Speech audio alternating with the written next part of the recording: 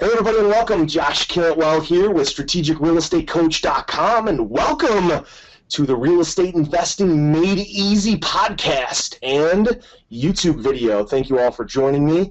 Today I have a special guest, one of my buddies on the line today with me, Cody Sperber, the clever investor. What's up, Cody? What's going on, buddy? How are you? I'm doing awesome. We just I just actually got back a few minutes ago from downtown. We're planning another live training event, and so I just did a site inspection at a hotel and spent time with my team and just planning out a kick-ass experience for our folks, man. What about you? What are you up to today?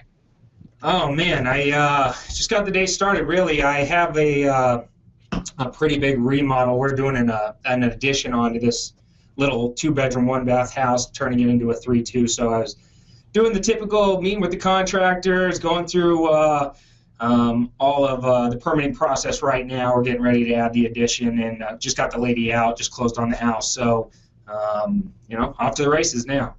Awesome.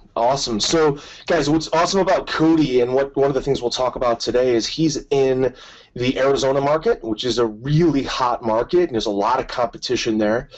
So Cody and I want to talk a little bit about how do you find off-market properties, vacant houses, foreclosures, for sale by owners, stuff like that, because it really doesn't matter what community you're in. As the real estate market has rebounded, everybody seems to be back in as a real estate investor, and stuff that's on homepath.com and Home Steps and HUD Home Store, those kind of resources, the MLS, there seems to be an increasing amount of competition there, no matter what community you're in. Even where I'm at in Cleveland, all my buddies, my brother, we're all talking a lot lately about, man, the stuff that's on the MLS is just going quickly. So, Cody, let's focus on that. First of all, for anybody that doesn't know who you are, give us a little color, give us a little flavor for what you've been up to, man, and who you are, and why people should just kind of listen to this, and what are they going to get out of it?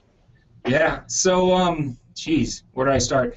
10 years ago, I decided, and I was in college, and I always had kind of this little chirping of my ear, either reading books or people talking about making money in real estate. And I finally I got out of the military, and I was double majoring. Military man. Yeah, it was previous U.S. Navy. Nice. I did I was a quartermaster, got out as a QM2, which is essentially an E5, and got to travel the world, had a good time doing that. But when you get out of the military, it's a very odd feeling. I guess, and I've never been to jail, but I'm going to kind of like compare it to like getting out of jail. It's like all this structure, and they're telling you what to do, and then you get out and you're like, oh man, I don't even know the first thing to do with myself. I don't remember how to just be normal. What's with all this freedom I have? When do I wake up? What do I eat? yeah, and it's an odd feeling, and you do a lot of soul searching at that time. And I knew I wanted to go back to college, and at the time, this was right at 2002, they were giving out grants like crazy for people to go to college. So I had the MGI Bill. I had some different grants that I could apply for because I was a veteran now in good standing, and I decided to move back home to Arizona because I was stationed in San Diego, which didn't suck. Yeah. And, moved back to Arizona, went to ASU. I decided to get a major in finance, and I was toying around with double majoring in accounting. Ended up just doing an emphasis in accounting. But while I was in college, I sat down with a buddy of mine for lunch one day, and he's like, hey, Cody, I just flipped a house, and I made $80,000. And at the time, I had what money I saved from the military, but I didn't have a lot of money. I had maybe $10,000. And when he told me he made $80,000, I just stared at him for like an uncomfortable amount of time, just going, thinking to myself, you're like one of the dumbest people I know. How is that even physically possible that you did that? And he said, and I did it without using any money. And I'm like, what are you talking about? That's not even possible. Like, yeah, right. Somebody paid for that property. How did that work? And, at the time, you were able to speculate on new builds. Remember, the market was just heating up. Yeah. He was speculating on new builds. And I thought that was investing. I thought that that's all, I was like, well, why doesn't everybody do that? I could do that. I could go, win a lottery at a new build and put, a couple $1,000s down and flip the house and sell it as soon as it's built. Everybody wanted to build. They had to enter in, put their money down to enter a lottery to basically get a free pass to build a house, speculate on it, and make $100,000. It was pandemonium. That was awesome. So, but that got me thinking again about real estate, and I left that lunch going, okay, I gotta probably step it up and do something. So I did what most people do. I go online and I go to the RIA groups and all the typical things that you would do. And some things were happening with my family at the time. My dad was going through some financial troubles, and I was getting it. I got a job while in college as a bookkeeper, which I didn't know even what a bookkeeper was, to be honest with you. They told me they'd pay me, $38,000 a year. I was doing a bunch of accounting classes. I was like, I could teach myself to be a bookkeeper. No big deal. I'll pay through myself through college. And I liked it for about a week, and then I was miserable after that. I was like, okay, now I know what a bookkeeper is. And no offense to you bookkeepers out there, I'm sure if you love it, you love it. It was brutal. And I'm no offense to you bookkeepers, but it sucks. It sucks. And I was in this little cubicle, typical story. I was lucky because the guy I got a job with was a real estate developer, so I was his bookkeeper.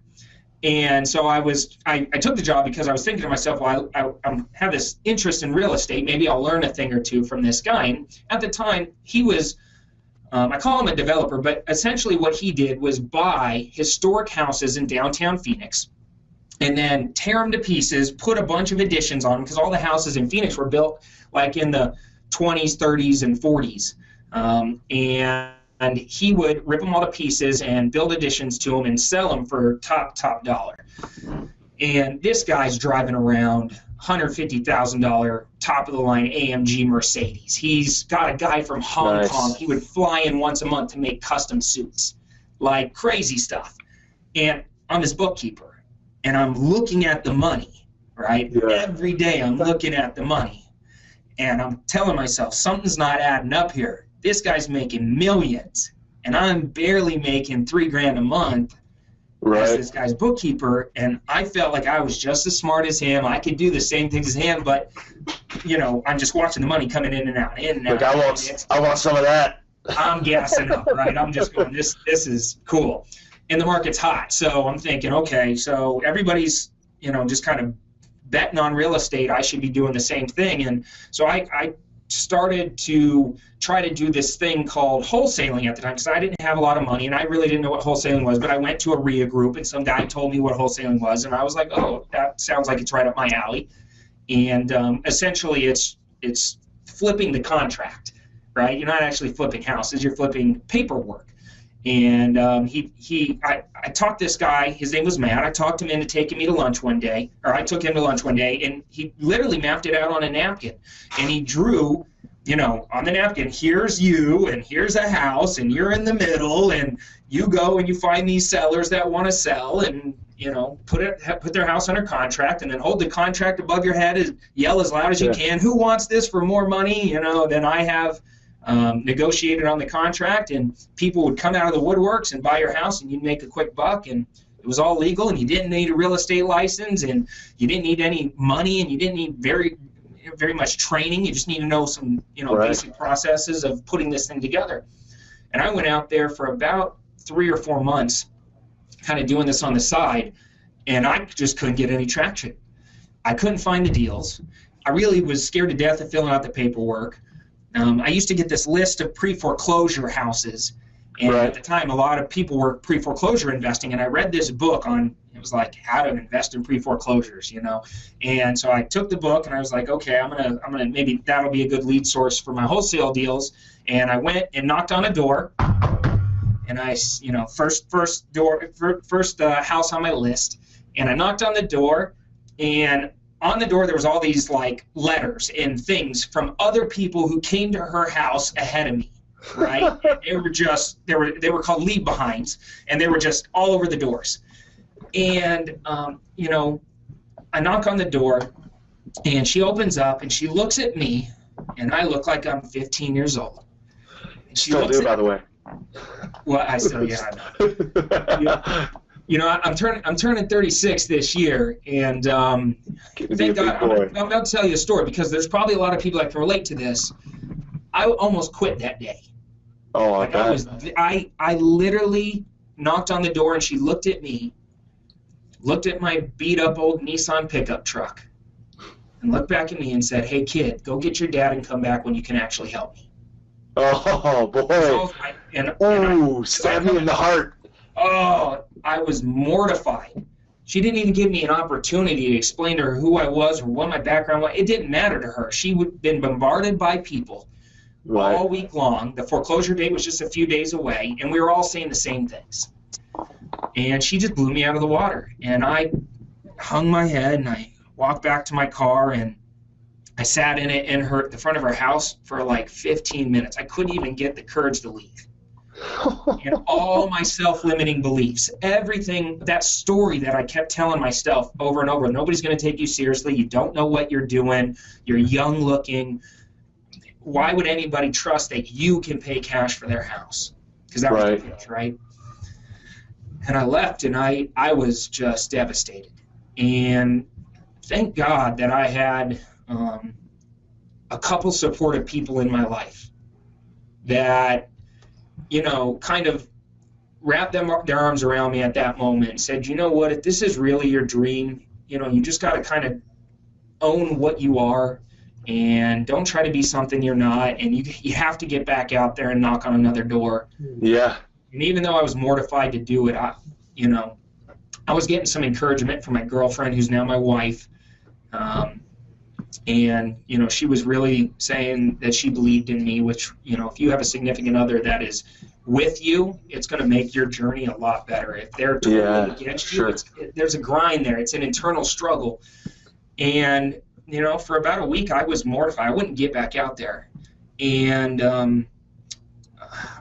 I finally said, okay, I'm going to go back out. And I knocked on some more doors. And, you know, over some, maybe a month or two, I ended up getting a deal or two. Nothing big, $500 here, $2,000 here, little tiny assignment fees. But I just felt like there was something missing. And I couldn't really put my finger on what it was because I was overloaded with information. There was forums online and I would go to seminars and I would buy all this crap and I'd walk out, you know, I got all my books and stuff, and I bought this Al Lowry course one time. It was like 60 binders, you know, and it was all color-coded, and I read every word. It was so old and outdated. No offense to Al Lowry listening to this. It was so old and outdated. Every time I went to do it, people would just stare at me like, that stuff doesn't work in today's market. And it would really be defeating, and I would get really frustrated. So after about another 2 months of trying, I just quit. I threw in the towel one day, and I just said, you know what, maybe this investing thing wasn't my cup of tea. Yeah. You know, I'm just not that guy, I guess. You know, maybe the world wants me to do something else.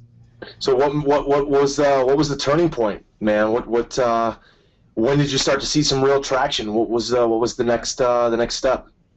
Yeah, well, you know, it came out of the blue, honestly. My dad was in a situation where he was kind of working, he was working his way at this job. He was there for like 10 years, 15 years, and he was working his way up the corporate ladder. And he was supposed to become partner, and everything was looking good. And it ended up, he ended up getting fired from his job. And when you're in your late 50s, early 60s, restarting is tough. You know, It was really, and you know, my dad was always somebody that was like a hero to me. He was in the military, I went in the military. He was an entrepreneur, I wanted to be an entrepreneur. Like, he was somebody that really inspired me, and he was always that guy that was like up for anything. Great attitude, smile, like he would love, you want to be in a parade this 4th of July? Yeah, I want to be in the parade. Let's decorate the whole house. Let's decorate the tree. You know, like, he just was into things. And over about a 5-month period of him quitting his job, or getting fired from his job, he changed. He was not that guy anymore. Yeah, he was stressed. He was unhappy. He was miserable to be around. I didn't recognize him. I felt like it was like he had like a disease that I couldn't just shake him out of it. And my family was totally affected by it. And he got to a low point where financially he thought he was going to lose his house. It was just really a bad time for us. And it made me really reflect back on me and what I wanted to visualize my life a year from now, 5 years from now, 25 years from now. Would I ever want to be in a situation where somebody else can say, you're done? Yeah, you're fired. That's no thanks. Yeah, you might as well take the reins, right, and just chart your own course, be the captain of your own ship, and then, man, if you sink or swim, it's your own deal, it's your own fault. Instead of, man, I really worked my ass off, and this company let me go for practically no reason. That's never been a part of my DNA either. I've been self-employed or owning my own companies since I got out of college. I mean, I 21, 22 years old. Same similar story, Cody. My dad was an entrepreneur and did the corporate thing and put me and my brothers through college. But while we were all in private high schools and colleges, my dad started his own company. And so I saw that and was like, that's all I care to do is work for myself. I don't care if I struggle. I don't care if I make tons of money or not. Like, I'm just going to make my own way. And I think you're either cut from that cloth or you're not. I think, your subscribers, Cody, and you have subscribers all over the world and students all over the world. I think most of us would rather chart our own course, be our own person, do our own thing, than rely on some big company to use 60 hours a week and put us through the grind just to come back to work the next day. I tend to think that most people are entrepreneurs somewhere in their makeup. It's just a matter of bringing it out and finding something they can be good at. So sometimes it takes a big experience, right? A life experience like you had with your dad, or for me, it was just the grind of being a financial advisor and not having to be able to. I couldn't even write my own emails to my own clients because they had to go through our compliance department. Mm-hmm. And I thought, this is horseshit. I want to do my own thing. So real estate was the entree into that. And Cody, we've both been through, because you've been investing for a long time, as I have. 10 years, 8 years, stuff like that. And so you fast forward to today, because I've seen various market cycles. We saw when short sales were hot, and then the market go into the crapper, or the mortgage meltdown, and then now things are kind of hot again, right? And so what we don't want is for people to do the Al Lowry thing, where they hear information or they hear some sort of course or buy some sort of course that's not working. So you're in one of the hottest markets in the country. What is working, right? Because a lot of stuff that's on the market is flying off the market, selling in a few days, and selling for sometimes over asking price. But I know you're doing a lot of stuff to focus on off-market properties, vacant properties for sale by owners, motivated seller lists. And you just bought this brand new building and moved your staff into a new facility, and you're doing all kinds of stuff to harvest these off-market leads. So if this is somebody's first experience with real estate training, this podcast or this YouTube video, and you could tell them, hey, focus on one thing right now, today in 2014, to make money in real estate, what would be the one or two things you would say for them to focus on? Whew, that's a heavy question. We're kind of jumping ahead in the story a little bit, but what's funny is what was working in 2002 is working again today. Okay, awesome. Yeah. And what I'm talking about is direct to seller marketing, right? What you're saying off-market deals. Mm-hmm. And what I did when my dad crashed and burned, and I reflected and I said, you know what, I'm gonna give this one more shot. I really am gonna do this right, and I'm not gonna wing it anymore, because winging it wasn't a strategy. It didn't work before. I'm gonna go find a mentor. I'm gonna find somebody in my life that can show me what to do and help me kind of crack that code. So when I got back at it, I was lucky enough to meet a guy named Lyle at a Jack Miller event. And, people who talk bad about events and seminars, all that stuff, there's always something good you can get out of any situation. But if you line up with the right group of people, and that's why you started off by saying you're out scouting a venue and stuff, like Josh and his team, they put on like some of the best events out there. So, it's like you got to line up with somebody that you feel is the right fit for you, your personality. They're not just talking the talk, they're walking the walk. And so I got lucky. I had a mentor come into my life, and he started showing me some things, direct to seller marketing techniques and tips and stuff that I started using back then. Well, then the market shifted. Right when you figure something out, the market starts shifting, right? And so all of a sudden the market imploded, short sales and foreclosures and REOs and all this stuff came about, and we got used to being able to just go and write offers on MLS deals or go down to the foreclosure auctions, and it was kind of easy pickings. And I was one of those guys down at the auctions. I've done a little over 1,000 deals at this point, and that's a lot of real estate transactions. Nuts. And I was one of those guys down at the auctions with $2-3 million in cashier's checks, just banging deals. And that I rode that wave, and it ended. And before that I was doing the short sale thing, and I rode that wave, and it ended. And it was like, right when you figure out all the systems and processes, the market's going to shift. You have to expect it, anticipate it, and embrace it. And what was working back in 2002, I was doing a lot of direct mail. I was doing a lot of creative things with what technology was around back then. Text messaging, it was just coming on the scene, and email marketing was really hot at the time. And, people were finding deals through probate lists and other things that were a little bit higher of a barrier to entry, but if you figured out the process to be able to go out there and pull these lists and communicate with the sellers the right way, you could get a lot of really good deals. So now fast forward till today.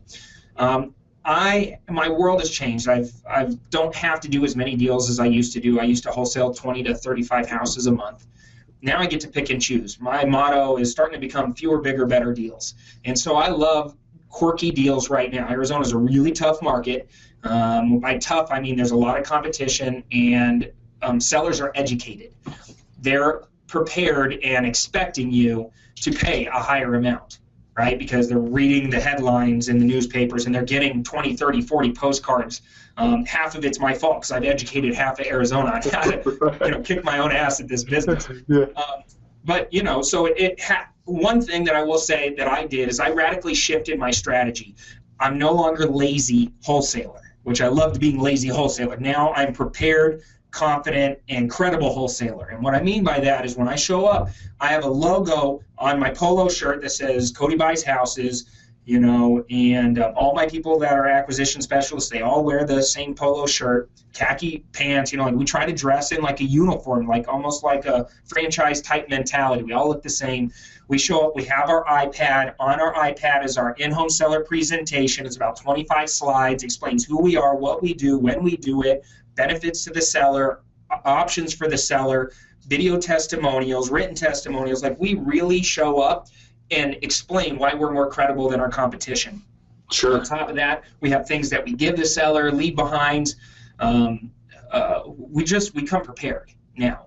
Comps, CMA, market analysis, whatever we need to be able to support our offer, and we make an offer to everybody. So one, I'm credible investor now instead of lazy wholesaler. Two, I really like quirky deals, because if everybody is going after the typical 3-bedroom, 2-bath house, I'm not afraid to go after the 2-bedroom, 1-house weird house that I believe that is in a neighborhood that should be, there's a lot of 3-bedroom, 2-baths in that neighborhood, but this is the weird, quirky deal that's been sitting on the market for a while, or the seller looks at it and goes, this is, obviously unique for the neighborhood because it's smaller or it's ugly or whatever, and I like to go and add value to the property. So I've been doing lots and lots of additions lately. I'll wholesale 1 or 2 houses for every one that I keep, put in, add 1,000 square foot, something like that. Normally costs me around $50,000 to add the addition. Takes me a couple months, but I'll be patient, and I'm finding these deals. A lot of stuff's coming through direct mail right now. I have a probate person that goes down to the county courthouse once every 3 weeks, pulls all the latest probate leads. I showed them how to do it. Hired this person off of Craigslist. They pull all the probate leads for me, bring them back to my office. We have a very unique probate mailer that we send out. I only pull out probate leads that are over 4 months old, so nothing that's fresh. In other words, they're going. The person passed away. I wait at least 4 months before I mail them my first letter. I want people to go through the grieving process. I want people to go through the process of saying to themselves, oh, this is cool. I just inherited a house. I'm going to rent it out and become a landlord. And then reality hits 4 months later when they're like, oh, this tenant moved in and they moved immediately out. And by the way, they destroyed the place on the way out. Then all of a sudden they start getting marketing from me. I send once a month, and it never ends. I use a lot of really cool technology in my business, a lot of text message marketing, a lot of direct to voicemail, voice broadcasting, things to help automate. I use this software called it's called Podio. It's just a CRM system. What's cool is on my phone, I don't know if you'll be able to see it. I'll see if I can pull up my no, that's Pandora, not Podio. All right, so Podio, it's just a little app on your phone, and it's not letting me log in, but it's just a little app on my phone, and I literally can run my entire real estate business from my smartphone. Things that I would never have been able to imagine doing back in 2002 when I first jumped in the game. We're able to do it now. Yeah. And there's a lot of people that are scared of technology out there, but why? Why be scared of it? If you have the right technology in your business, it's going to change everything for you. Right. And that's something I love about what you guys have going on. I mean, you guys have really done a good job putting together the right business and marketing systems to make a real estate investor's job easy, no matter if they're an old seasoned pro or brand new in the game. Right. And that's the key is just knowing the right stuff. Yeah, absolutely. Got to have one place to kind of keep everything together, because if you're doing 1 or 2 deals a month, you could do it from a yellow pad. If you're kind of serious about being a real estate entrepreneur and a business owner, well, you know how it is, Cody. You own multiple businesses. I own multiple businesses. You got to kind of keep everything together. You have employees, you have staff, you have vendors, you have people that you hire for various projects. They all have to kind of know what's going on.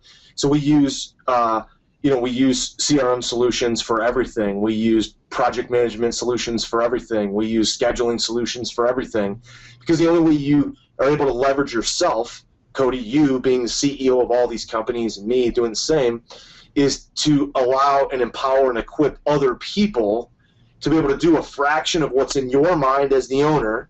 Each person gets sort of a fraction of that vision that you have, and they have to take all the pieces of the vision and pull it together so you can run everything from a dashboard.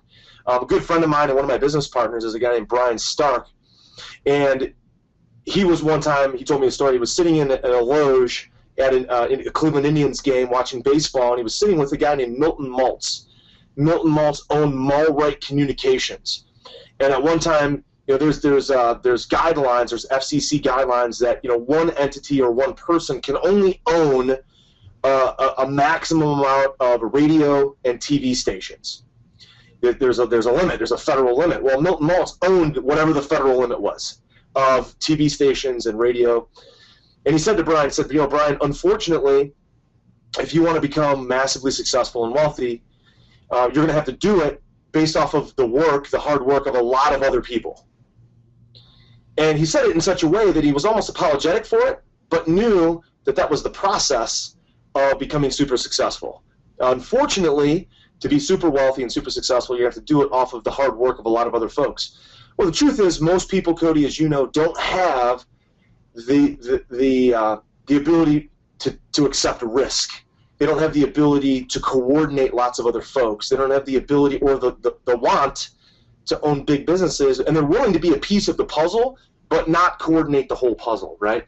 And so softwares, like you said, make it for guys like you and I and other people who want to be super successful in real estate and business to really keep all the pieces together, the puzzle pieces together, and make it happen. So, that one quote that my buddy Brian told me a long time ago has never really left my mind, because I realize it's a blessing to be willing to take risk, to be willing to take on the chaos that can be owning a business, but that there are a lot of other people who want to be a piece of the puzzle but not put together the whole puzzle, if you know what I mean. Sure. And that's kind of where we're at today, and it's interesting because even in Northeast Ohio, I have about 50 people across the country and even in other parts of the world that work on my different brands, my different companies. And I consider it a blessing to be able to be the leader of that organization. So it doesn't matter if you're working on one deal or two deals or just starting a real estate business, or you have a multi-million-dollar, very large international business. It all needs to be coordinated, right? So I guess let's scale back and step back to that new investor doing one or two or three deals. Cody, what types of technologies specifically do you recommend somebody use, and how do they start to go from one or two deals a month to doing 20 or 30 a month like you used to, right? And is there anything specifically, again, those off-market properties, the direct-to-seller marketing, is there anything specifically that you would recommend that they do just to get going right now in today's market? Sure. Since it is kind of a broad question, I'll start at what technologies I think people need. I started Clever Investor in 2010, and it was because I felt that I could help put together business and marketing systems that were better than what else was out there.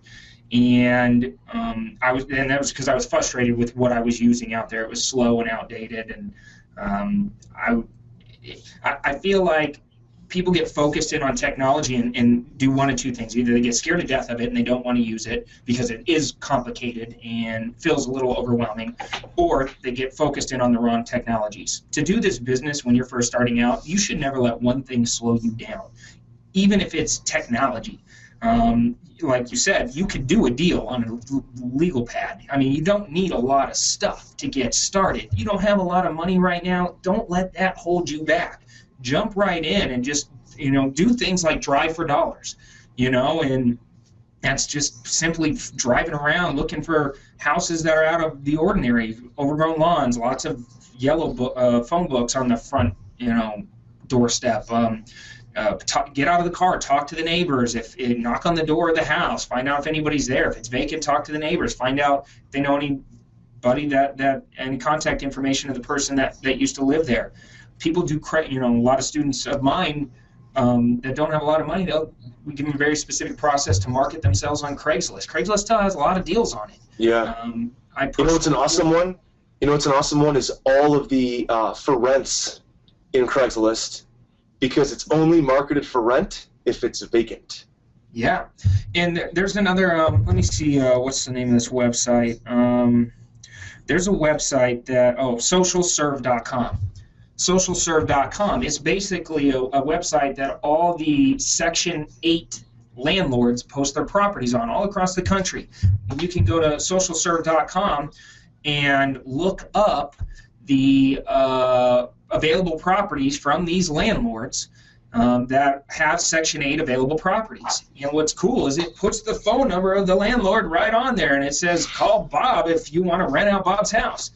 Well, one day we stumbled upon this website, and I was like, well, I'm going to call Bob, and I called the guy up, and I was like, okay, one of two things is going to happen when I make this call. Either he's going to become a cash buyer of mine because I'm going to tell him that, I have other available properties that if he wants to add more deals to his inventory, or he's going to tell me, I don't even want the piece of crap that I got. I'd love to sell it, and get rid of it. So he's either going to be a buyer or a seller of mine. Perfect. Yeah, I love it. And it was a great free tactic. It doesn't cost you any money, just a little bit of time. We have a little script that we kind of modeled out and called them up and said, hey, look, I've noticed here that you have an available property on socialserve.com.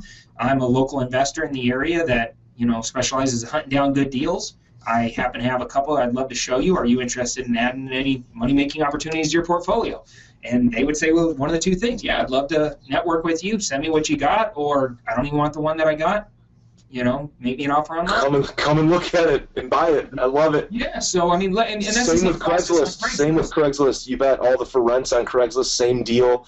That guy's either a frustrated landlord who hates his property that he has, or he's a happy landlord and wants to add more. Yeah. Either way. Perfect. And with people that have a little bit more firepower and some money, direct mail is by far the best way to generate leads. But you're going to generate a lot of leads with direct mail if you do it the right way. And that means find a targeted list, come up with the process to be able to actually mail to that, scrub the list and mail out to that list and have a highly targeted mail piece to mail to that list. And then have a process to, once that phone rings, you better have a good process of converting that lead.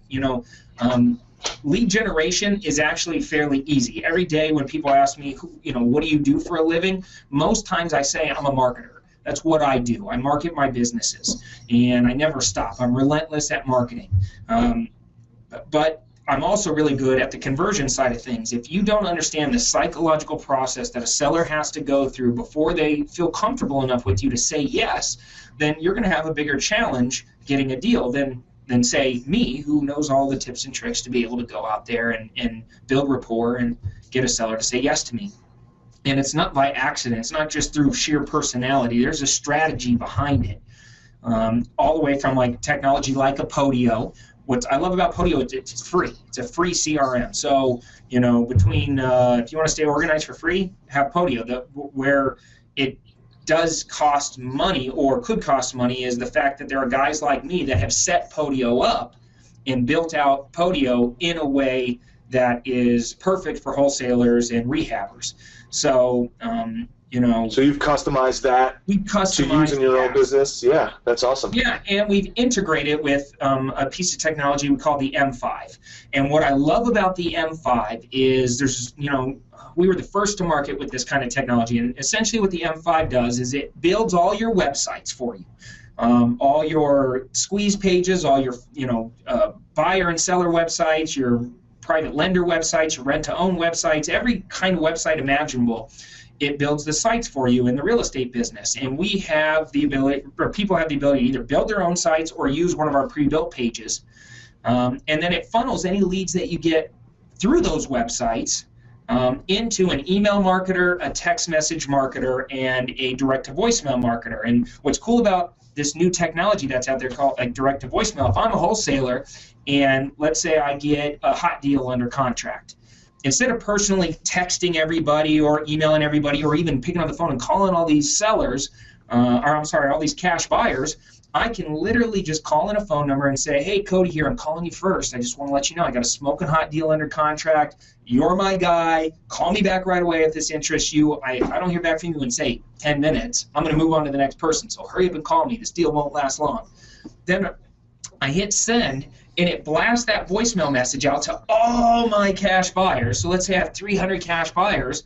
That would take me 3 days to call all 300 of them. It blasts it out to all 300 of them instantly, and as soon as they get it, they don't have a missed call, and they don't have their phone ever ring, which is annoying when you get those automated messages on your phone.